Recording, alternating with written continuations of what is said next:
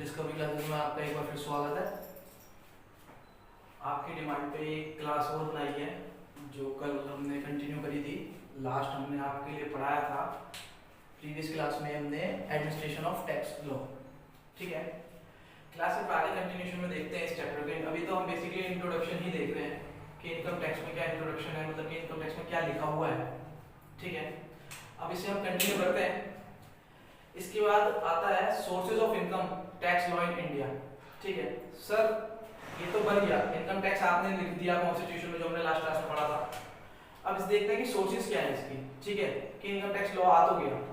अब मैं आपको पहले एक चीज बता देता हूँ जो मैंने कल क्लास में बताई थी कि जो इनकम टैक्स है ना वो extend to the whole of India है। ठीक है, पहले आपको पता था कि जे.एंड.के में कुछ पार्ट्स थे, कुछ लॉज है हमारे जो जे.एंड.के में एप्लीकेबल नहीं होते थे। ठीक है, जब से सेक्शंस कुछ हटे हैं, रिमूव हुए हैं, तब से इनकम टैक्स जो है वो होल ओवर इंडिया में लगता है। ठीक है, ये बात तो हम नॉर्मली करी कि पूरे ओवरऑल इंडिया में लगता है। ठीक है, इसे हम आगे देखते हैं कि जो इनकम टैक्स एक्ट है उसकी लायबिलिटीज क्या रहेंगी। ठीक है, कि टैक्सेबल क्या कहाँ रहेगी, कैसे कैलकुलेशन करनी है, क्या करना है इसके अंदर। पहले इसके इनकम टैक्स एक्ट में बताता है कि determination of taxable income. Sir ये तो ठीक है कि आप हमारे इनकम पे लोगे टैक्स, ठीक है, पर इनकम में क्या क्या कंसीडर आप करोगे, मेजर पॉइंट है। मेजर पॉइंट क्या है कि सर टैक्सेबल इनकम कौन कौन सी होगी। सर मेरे पास ना 5 तरह के हेड इन्होंने बनाए गए हैं। ठीक है, पहला हेड बनाया सैलरी वाला। सर जिसकी भी जो बंदा सैलरीड पर्सन है ना उसको टैक्स पे करना पड़ेगा इनकम टैक्स के अंदर।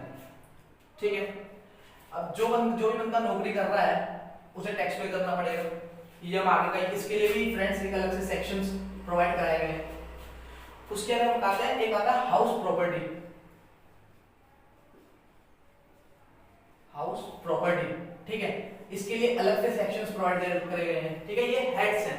एक सैलरी का पूरा हेड है जिसके अंदर ग्रेजुटी है, पेंशन है। आपको अगर कंपनी कोई कार भी प्रोवाइड कर रही है ना फ्रेंड्स, तो उस पर भी टैक्स चार्ज होता है। ठीक है, वो आपकी टैक्सेबल इनकम का पार्ट माना जाता है। ठीक है, अब एक आता है हमारा पीजीबीपी, जैसा मैंने आपको कल भी बताया था, प्रॉफिट एंड गेन बिजनेस और प्रोफेशन। ठीक है, अगर आप कोई काम कर रहे हो, कोई आप बिजनेस कर रहे हो या कोई प्रोफेशन है लॉयर का, सीए का, ठीक है, तो उसके अंदर भी आपको टैक्स प्रोवाइड करना पड़ेगा। एक आता है कैपिटल गेन। अभी कैपिटल गेन क्या है।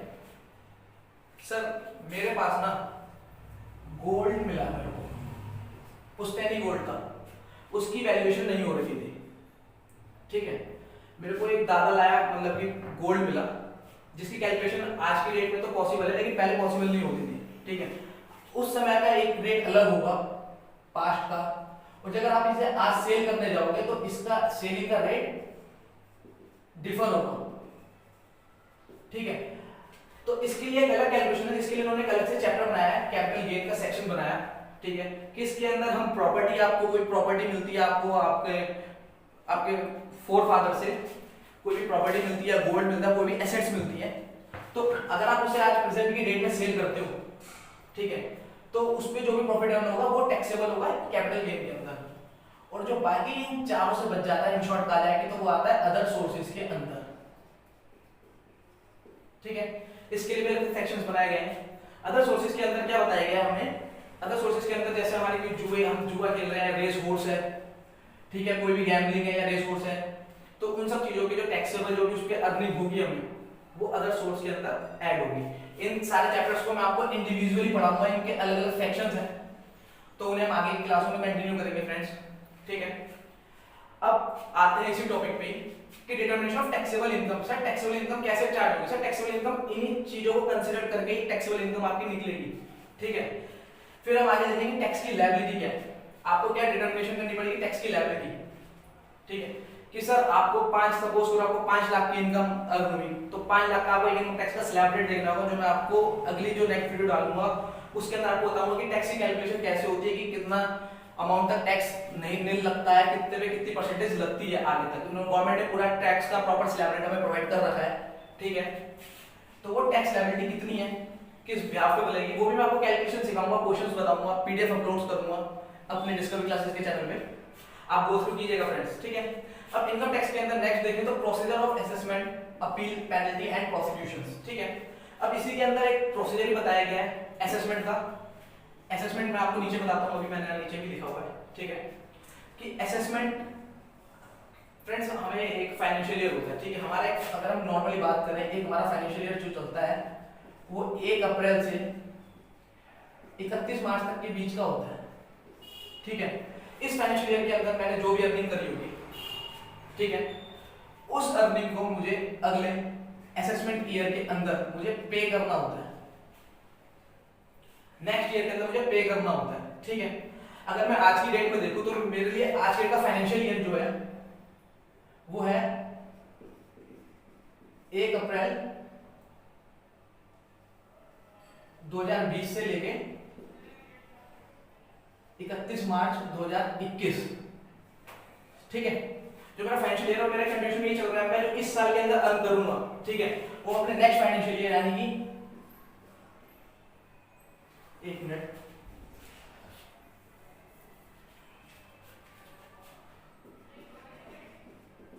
एक अप्रैल 2021 से लेके 31 मार्च 2022 तक मेरे को पे करना होगा। ठीक है, लेकिन इसके अंदर भी ना सर ऐसा नहीं है कि आपको 1 अप्रैल 2021 से लेके इसके बीच आपको पे करना है। इसके अंदर भी गवर्नमेंट ने कुछ भी डेट नोटिफाइड कर रखी है। ठीक है, जो डेट नोटिफाइड कर रखी है गवर्नमेंट ने, आपको उसी के बीच में ही आपको टैक्स पे करना पड़ेगा। ठीक है, जैसे नॉर्मली इंडिविजुअली के लिए देखें तो 31 जुलाई होती है। ठीक है, और कंपनीज के लिए 30 सितंबर होती है।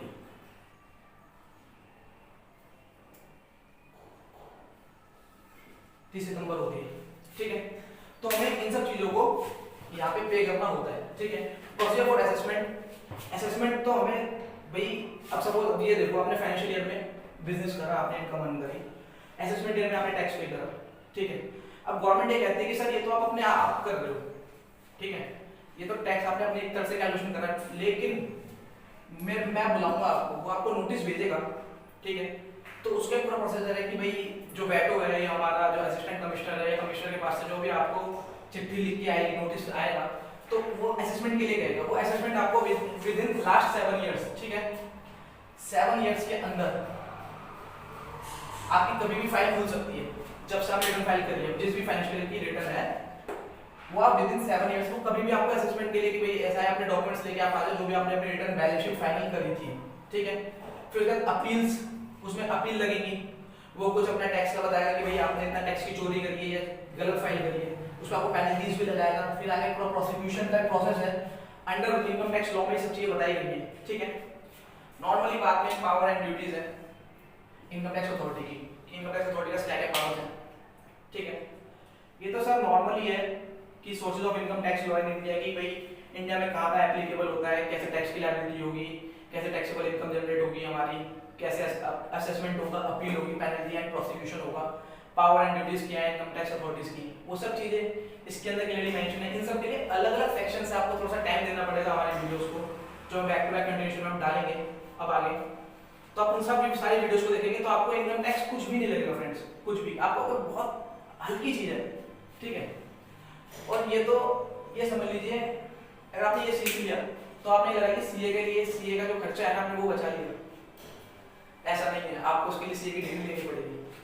ठीक है, अब आगे देखते हैं, आगे आता है कैलकुलेशन के लिए मैंने आपसे अब जिक्र किया था, एक AY करके लिखा था असेसमेंट ईयर। ठीक है, तो असेसमेंट ईयर क्या होता है मैं आपको थोड़ा सा ब्रीफ कर देता हूँ। ठीक है, सेक्शन 2 सब सेक्शन 9। ठीक है, अब ये हमें एक लॉ है, जब ये एक लॉ है तो लॉ की फॉर्म में हमें इसे पढ़ना पड़ेगा। ठीक है, सेक्शन 2 और सब सेक्शन 9। ठीक है, अब इसके बाद अगर सपोज करो आई लग गया या 2i भी लग गए, 4 कॉलम तक होता तो सेक्शन 2 सब सेक्शन 9 क्लोज आई, क्लोज 1 और क्लोज सेकंड। ठीक है, ये 4 स्टेप्स में होता है, ये सेक्शन, ये सब सेक्शन, ये क्लोज और ये सब क्लोज। ठीक है, ये पढ़ने का एक तरीका होता है लॉ को कि फर्स्ट पार्ट को सेक्शन, सेकंड को सब सेक्शन, फिर क्लोज एंड देन सब क्लोज, ठीक है। लेकिन हमें सिर्फ अभी दो चीजें पढ़नी है, इसे मैं रब कर देता हूँ, पहला सेक्शन और दूसरा सब सेक्शन, ठीक है। तो असेसमेंट ईयर जो सेक्शन में किस सेक्शन के अंदर आता है वो आता है सेक्शन 2 सब सेक्शन 9, ठीक है।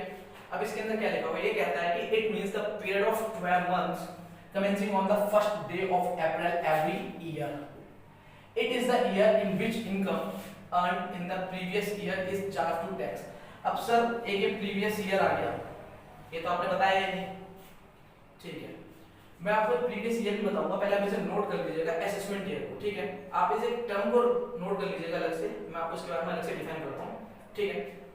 अब सर असेसमेंट ईयर के अंदर it means the period of 12 months commencing on the first day of April every year. It is the year in which income earned in the previous year is charged to tax.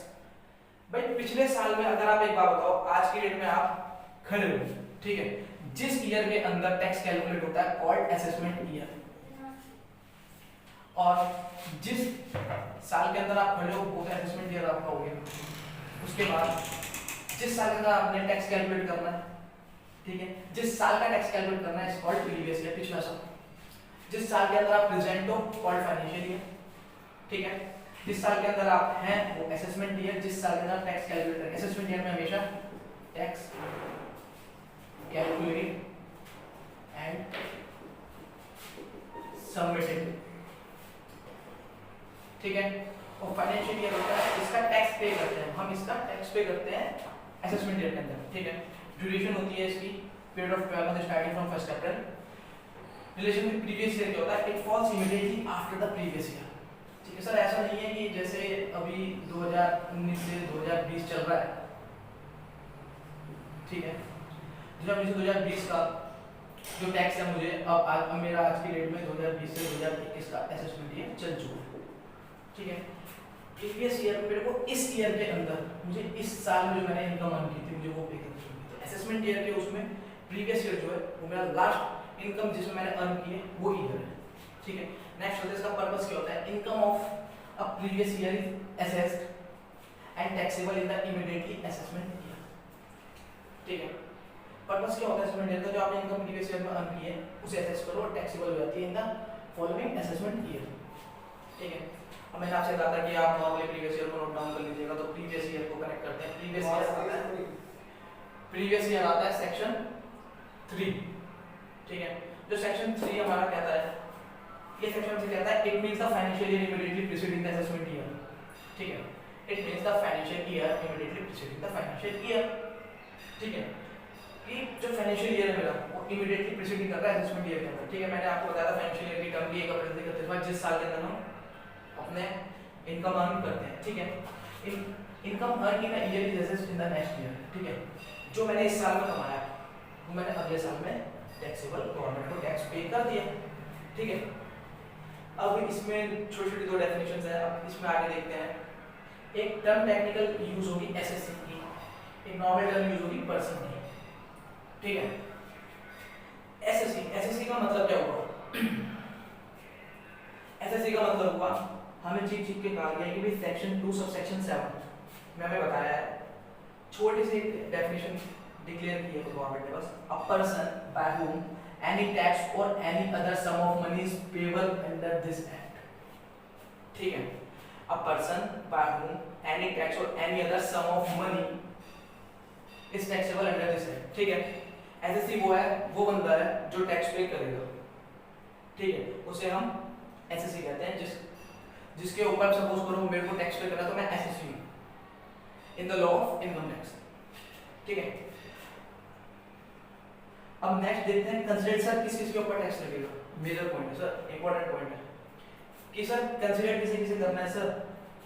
अगर आप companies में जाएंगे तो companies में भी individually sir director board of directors होते हैं, किस किस को टैक्स पे करना है सर। मैं आपको पूरी टर्म्स बता देता हूँ कि पर्सन किसे कहा गया है इनकम टैक्स लॉ में। सेक्शन 2 सब सेक्शन 31 मुझे क्लियरली मेंशन कर रहा है कि the term of person includes individual, आप मैं हम सब इंडिविजुअली जिनका पैन कार्ड बना हुआ है, ठीक है, सब के सब इंडिविजुअली उसमें कंसीडर होंगे। फिर आती है कंपनी, कंपनी का एक अलग पैन कार्ड होता है, ठीक है, कंपनी की एक इंडिविजुअल अलग आइडेंटिटी है। अगर आपको कोई केस करना है तो आपको कंपनी के ऊपर करेंगे, तो कंपनी ही क्या नाम आएगा, इंडिविजुअल पर्सन का नाम नहीं आएगा, ठीक है। फिर उसके बाद एक फर्दर प्रोसेस है कि डायरेक्टर्स का नाम होता है, कि फिर कि कौन सा डायरेक्टर की क्या रिस्पॉन्सिबिलिटी है, किसका क्या काम है, फिर उसके रोल के साथ, ठीक है। फिर आता है HUF, हिंदू अनडिवाइडेड फैमिली, ठीक है। जो हिंदू अनडिवाइडेड फैमिली है उसे देखा जाएगा। हिंदू अनडिवाइडेड फैमिली का मतलब क्या होता है, ऐसी फर्म आपने बना ली, पैन कार्ड अप्लाई कर दिया, हिंदू अनडिवाइडेड फैमिली बना ली, जो लॉन्ग टर्म बिजनेस के लिए चलती रहती है। इसके अंदर एक क्या होता है, कर्ता, ठीक है, एक कर्ता होता है, बाकी ये बैक टू बैक एक चैन चलती रहती है, ठीक है। फिर एक आती है फर्म, फर्म आपकी पार्टनरशिप फर्म भी हो सकती है, ठीक है। एसोसिएशन ऑफ पर्संस, आपने एक एओपी बना लिया, एसोसिएशन 4 5 6 बंदों को इकट्ठा करके एक एसोसिएशन बना ली, ठीक है। बॉडी ऑफ इंडिविजुअल बना ली, लोकल अथॉरिटीज हो गई आपकी, और एवरी आर्टिफिशियल जुडिशियली पर्सन, ठीक है, every artificial judicial person not following which any of the preceding category, ठीक है। जितने भी मैंने 7 कॉन्सेप्ट्स बताए हैं, इनमें जो भी फॉल नहीं हो रहा वो 8वें उस कॉलम के अंदर फॉल हो जाएगा, ठीक है फ्रेंड्स। आई होप आपको समझ में आया होगा, ठीक है। मैं इसके बैक टू बैक क्लासेस डालता रहूँगा, आप टच में